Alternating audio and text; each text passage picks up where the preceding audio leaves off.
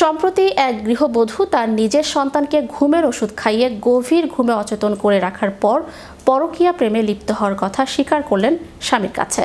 এই ঘটনাটি কেবল একটি বৈবাহিক কলহ নয়, বরং মাতৃত্বের অমর্যাদা এবং একটি শিশুর জীবনের নিরাপত্তার প্রতি চরম হুমকি। বিস্তারিত থাকছে ডেস্ক রিপোর্টে।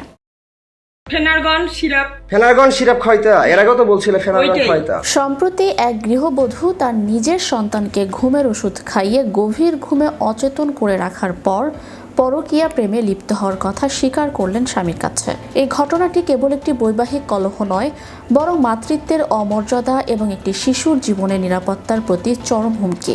একবার করে তিনজনকে দিলে, আমি বিয়ের পর কয়জন কোন মেয়েকে করছি একবার। সামাজিক অবক্ষয় এবং নৈতিক স্থলের এক চরম দৃষ্টান্ত ফুটে উঠেছে এই ঘটনায়। এ চিত্র বর্তমানে আমাদের সমাজের এক অন্ধকার দিককে উন্মোচিত করছে। ঘটনাটি সূত্রপাত হয় যখন স্বামী কর্মস্থল থেকে ফিরে সন্তানের অস্বাভাবিক ঘুম লক্ষ্য করেন। দীর্ঘক্ষণ ডাকাডাকি করার পরও শিশুটির কোনো সাড়া শব্দ না পেয়ে তিনি আতঙ্কিত হয়ে পড়েন। শুরুতে বিষয়টিকে সাধারণ ক্লান্তি মনে করা হলেও পরবর্তীতে স্ত্রীর আচরণে সন্দেহ দেখা দেয়। স্বামীর ক্রমাগত জিজ্ঞাসাবাদ এবং পারিপার্শ্বিক প্রমাণের মুখে স্ত্রী স্বীকার করতে বাধ্য হন যে তিনি দীর্ঘ সময় ধরে এক ব্যক্তির সাথে বিবাহ বহির্ভূত সম্পর্কে লিপ্ত। নিজেদের একান্ত সময় নির্বিঘ্ন করতে তিনি আপন সন্তানকে নিয়মিত উচ্চ মাত্রার ঘুমের ওষুধ খাইয়ে আসছিলেন।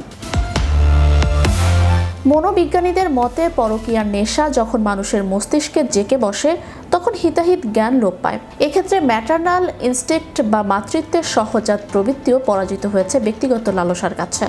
অনেক সময় দাম্পত্য জীবনে একঘেয়ামি বা মানসিক দূরত্বের সুযোগ নিয়ে তৃতীয় ব্যক্তির প্রবেশ ঘটে। সামাজিক যোগাযোগ মাধ্যমের অনিয়ন্ত্রিত ব্যবহার পরকীয়াকে সহজলভ্য করে তুলেছে।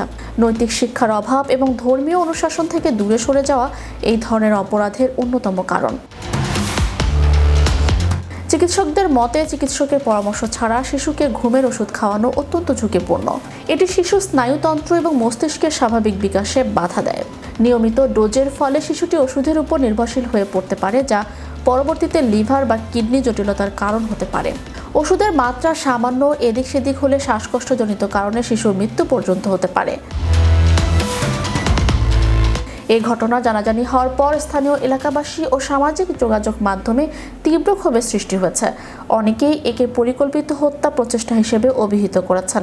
একটি সুন্দর সমাজ গঠনে পরিবারের ভূমিকা অপরিসীম। পরকীয়ার মতো ব্যাধি যখন ঘরে ঢুকে পড়ে তখন তার প্রথম বলি হয় নিষ্পাপ শিশুরা। এই ঘটনা আমাদের চোখে আঙ্গুল দিয়ে দেখিয়ে দিচ্ছে যে আধুনিকতার আড়ালে আমরা কতটা অমানবিক হয়ে উঠছি। চ্যানেল ইউরোপ বিনোদন ডেস্ক।